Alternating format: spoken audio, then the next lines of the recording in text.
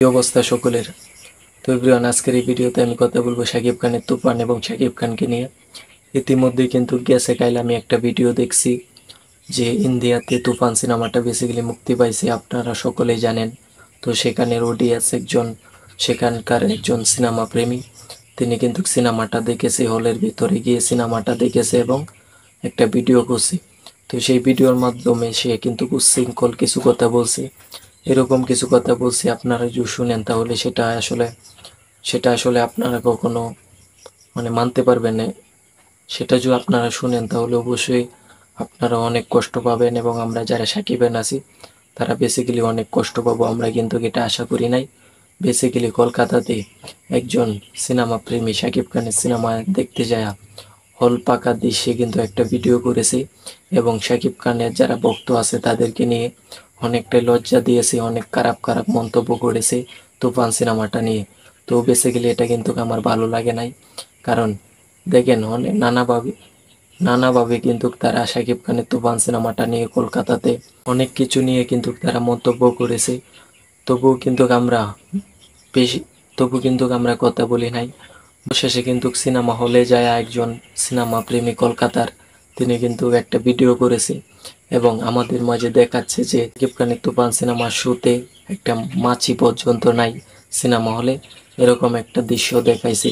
But আমি জানি না তখন সেই দর্শকটা হয়তো বা সেই সিনেমা প্রেমী, তার নামটা তো আমি জানি না, কিন্তু সেই সিনেমা প্রেমী মনে হয় সবের আগে হলে পৌঁছাইছে।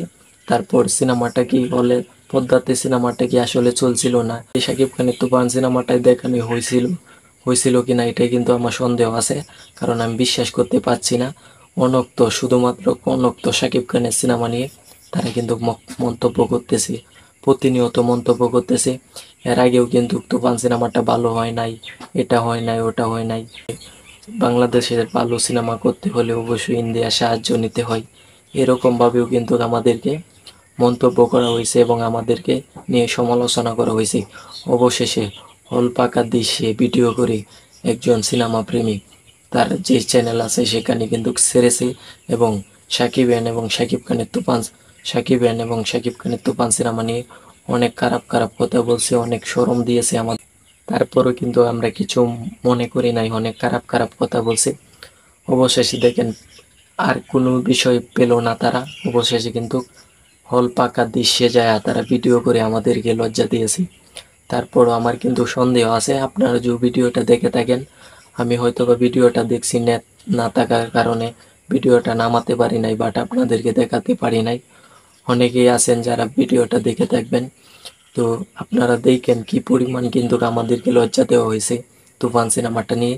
আমি আসলে জানি না তিনি কি তুফান সিনেমা দেখতে গেছেন নাকি অন্য কোনো সিনেমা দেখতে গেছেন, সেটাতে আমার কিন্তু সন্দেহ আছে। আমার মনে হয় না যে তিনি তুফান সিনেমা দেখতে গেছেন, কারণ হল পাকা দৃশ্যে একা বসে আছেন, সিনেমা চলছে কিনা আসলে আমি সেটাও জানি না। হয়তো বা শেষ হয়েছে শেষ হয়েছে, তারপর ভিডিওটা করেছে, নাকি সবার আগে তিনি ঢুকে ভিডিওটা করেছে আমি জানি না। কিন্তু তাকে আমরা বলতে চাই যে আমাদের বাংলাদেশের একটি সিনেমা নিয়ে তারা যেভাবে সমালোচনা করেছে, বেসিক্যালি আমি আর বলতে চাই না সেটা যে কলকাতা সিনেমা বাংলাদেশে আসলে আমরা যে পরিমাণ সম্মান করি এবং যে সুন্দরভাবে প্রচার করি, সেটা এই যে বিষয়টা আমরা তাদেরকে বলতে চাই না। কিন্তু তারা আসলে কখনো চান না যে দুই বাংলার সিনেমা বলিউডের সিনেমার মতো বড় বড় বাজারের সিনেমা হোক। তারা কিন্তু এটা চান না। এটা যদি চাইতেন তাহলে তুফান সিনেমা নিয়ে তারা মন্তব্য করতেন না। তো তাদেরকে আমরা অবশ্যই, যারা বাংলাদেশের অডিয়েন্স আছি, সিনেমা প্রেমী আছি, ধন্যবাদ জানাতে চাই। কারণ এই বিষয়টা তোমরা আগেই বের করে দিছো যে তোমরা চাও না যে দুই বাংলা একসাথে হয়ে বড় বড় বাজেটের সিনেমা হোক। এটা তোমরা চাও না। এটা আমাদেরকে আগুরি জানিয়ে দেওয়ার জন্য থ্যাংক ইউ।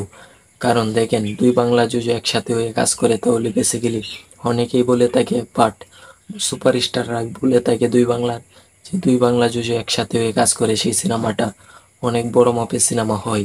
ইতিমধ্যে কিন্তু অনেক সিনেমা আমরা দেখছি। তো এভরিওয়ান, তারা কিন্তু এই যে তুফান সিনেমাটি নিয়ে এভাবে মন্তব্য করেছে, তারপর যে